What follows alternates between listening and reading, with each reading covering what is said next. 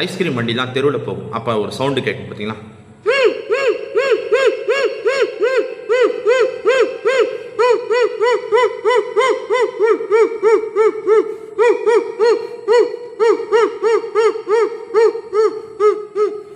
இது easy sound. இந்த சவுண்டில் ambulance கொண்டு வரலாம். அப்படின்னா அடி தொண்டை சவுண்டு முழுங்குற மாதிரி அந்த சத்தத்தை கொஞ்சம் வேறு மாதிரி ஸ்க்ரோல் பண்ணால் ஆம்புலன்ஸ் பாருங்கள்.